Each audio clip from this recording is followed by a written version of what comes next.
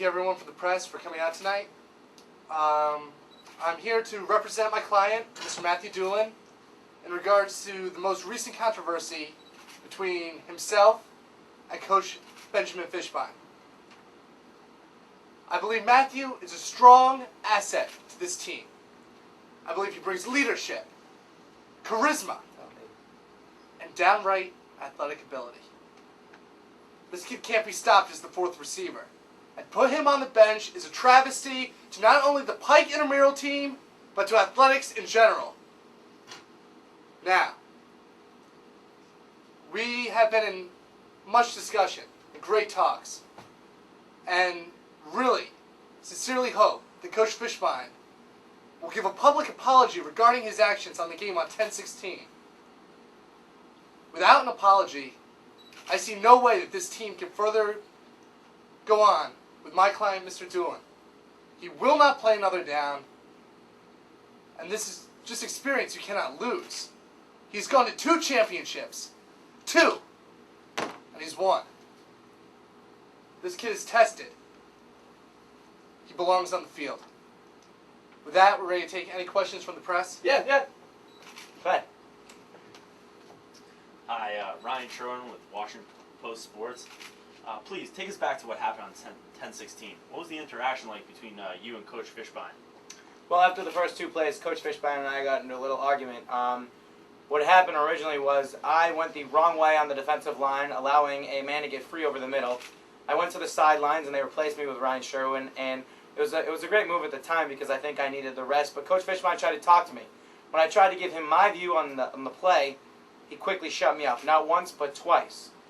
When you're a guy who's been to 2 championships and won both of them, you should deserve that freedom to talk and talk about what you know. I wasn't asking Fishbein to let me call the plays. I was simply asking to let him give me a chance on the field. Upon your return, what can the Pike team expect from you?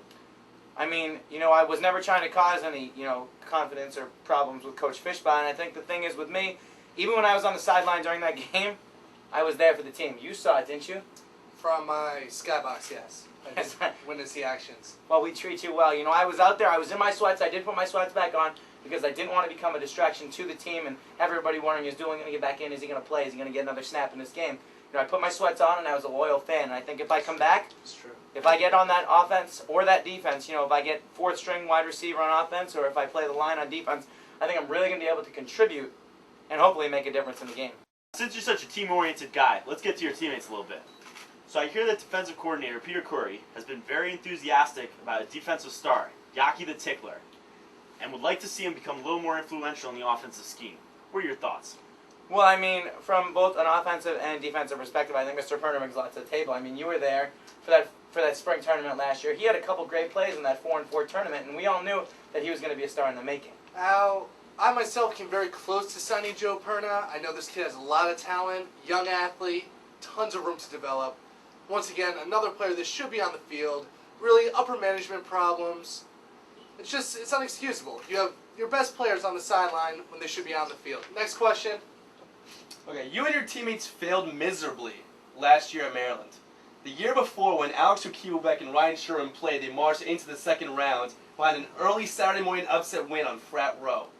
Do you believe you have what it takes to match their championship mojo? Actually, I do believe I have what it takes to match your championship mojo. Not many people were at that tournament. It was a long weekend. I was actually there for the field hockey tournament in the early morning, and then I went to play after that. What people don't realize is that I was actually the one who came in the second half of the second game, and I caught the first touchdown. Alex Coholer, Andy Boyer, they were the quarterback over the middle, over my right shoulder. And you know what? I think I proved on that field that day that I could play with the big boys. And I think if I go back to Maryland, I'll be able to prove my wit once again. Joe Perna, Fox Sports Press. Brother Burnell has gotten a surprising number of downs on the defensive line. Now, are you more worried about him stealing another bottle of bourbon from behind the bar or simply taking your minutes? Now, you see, I'll answer for my client. This is a perfect example of poor coaching.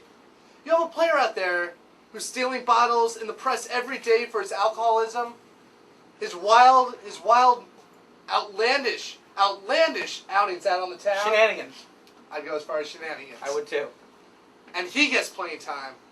But a young leader who questions authority gets sit. If Mike Berry is cleared to play in the championship on Sunday by Sibley Hospital's alcohol poisoning unit, do you think that he will be at full strength?